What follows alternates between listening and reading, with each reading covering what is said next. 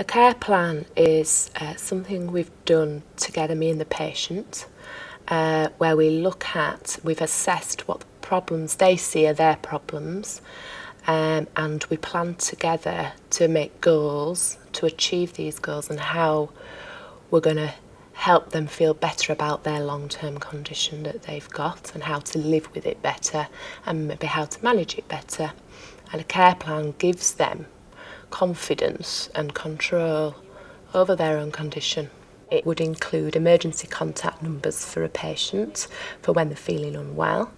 It also includes their medication, what to take and when to take it and how to take it.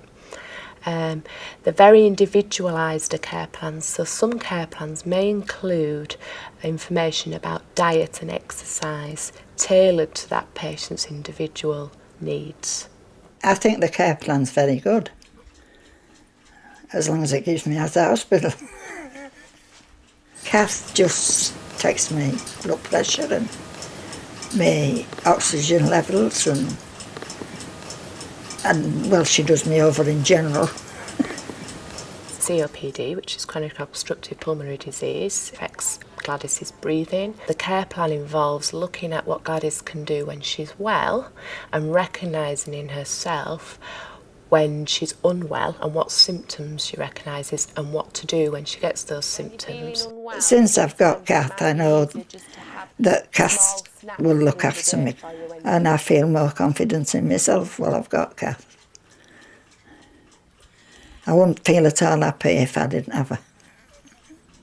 Gladys lives alone and has recently had a hospital admission with an exacerbation of COPD because her condition is deteriorating now. One of the things I want to talk to you about is recognising an exacerbation of your COPD, that you've got.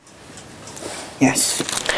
This will be a sheet that's kept in your folder, and it talks about what an exacerbation is. Yeah. And it means that it's two of the following: either more breathless than normal, or you're producing more sputum than normal, or your sputum's changed more green or yellow.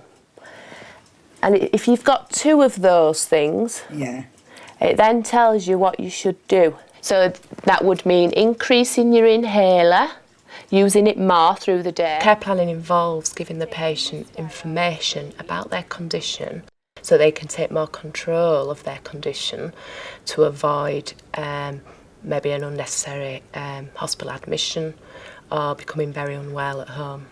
The patient will identify with us what they think their main problems are, and that might be different to what a health professional thinks their problems are. So it's about finding out what the patient likes to do, wants to do, and what they understand already. Up to now, my brain's all right. Even if other parts are worn out, it's all right if I can do the deciding what's happening. I like to control my own life.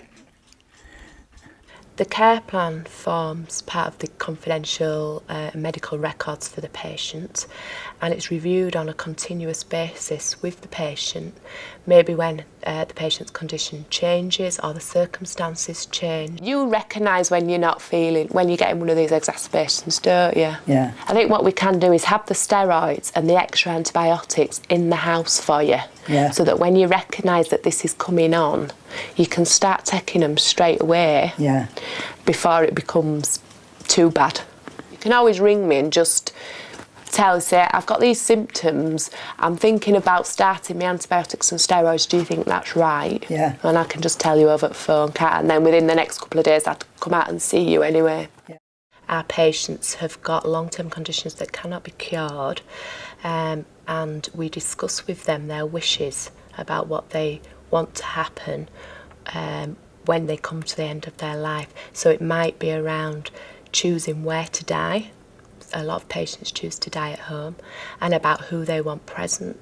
We make sure that everybody who's involved with the patient's care knows about this care planning, including the GP and the out-of-hours GPs, so that the patient gets what they wish for. I don't want no ventilator or no resuscitation. I just want to be left to go. I think it's everybody's right that they decide themselves when they want to go. I'm not frightened of death.